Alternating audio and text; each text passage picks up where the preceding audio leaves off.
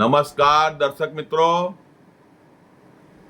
હું નડિયાદથી Gautamsinh Sudan, petition writer.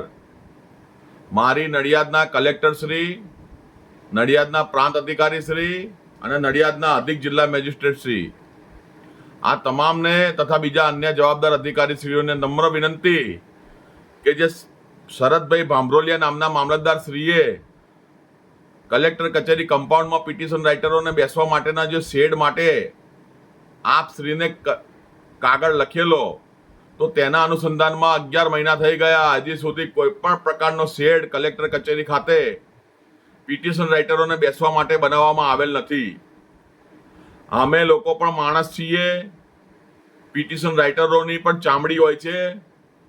અમે કોઈ જાનવર નથી કે તમે ગમે તેમ રીતે એને ગમે તેમ રીતે ફેંકી દો.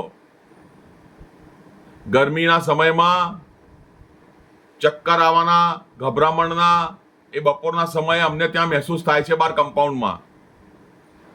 પણ અમારે કહેવું કોને? જો કોઈ અજુગતો બનાવ બને, કોઈ અમને શારીરિક તકલીફ ઊભી થઈ, આ લૂની અંદર તો શરીરમાં હૃદયના ધબકારા પણ વધી જાય છે, તો એવા સમયમાં અમારે કોને કહેવું? તમે પોતે જિલ્લાના સત્તાધીશ છો, આખા જિલ્લામાં સારા કલ્યાણના કામો કરો છો. એક પિટિશન રાઇટરો માટે તમારી પાસે 20 બાય 20 નો શેડ બનાવવાની જગ્યા નથી. તમારા માટે તમારી પોતાની ગાડીઓ મૂકવા માટે શેડ છે, ગાડીઓ મૂકવા માટે પાર્કિંગ છે. પણ અમે જે જીવતા માણસ છે પિટિશન રાઇટરો, એમના બનાવવા માટે બેસવા માટે કોઈ શેડ નથી ને કોઈ વ્યવસ્થા નથી પંખાની વ્યવસ્થા.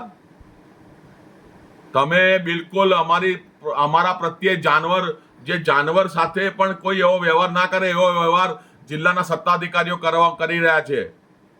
એ તો બીજા પિટિશન રાઇટરો તો ના બોલે, તમારાથી બીવે છે કે બોલીશું તો લાયસન્સ કેન્સલ કરી નાખશે, લાયસન્સ રિન્યુ નહીં કરે. ત્યાં લાલજીભાઈ તળપદા કરીને એક કાકા બેસે છે, એમને 2 વખત એટેક આવેલા છે. ત્યાં એક હિન્દુ કાકા કરીને બેસે છે, એમનું શરીર પણ એકદમ અશક્ત થઈ ગયેલ છે.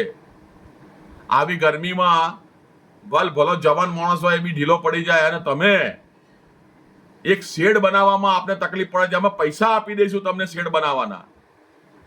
પંખાની લાઈન, તમારે જે લાઇટ બિલ થાય, લાઇટ બિલ આપવા તૈયાર છીએ. એવું તો નથી ને કે તમારા કમ્પાઉન્ડની અંદર એક નકલી કેન્ટીન ચાલતી હતી અને ગેરકાયદેસર કેન્ટીન ચાલતી હતી, લાઇટ બિલ ભર્યું છે કે નથી ભર્યું એના ઠેકાણા નથી. એવો ધંધો તો અમે નથી કર્યો ને.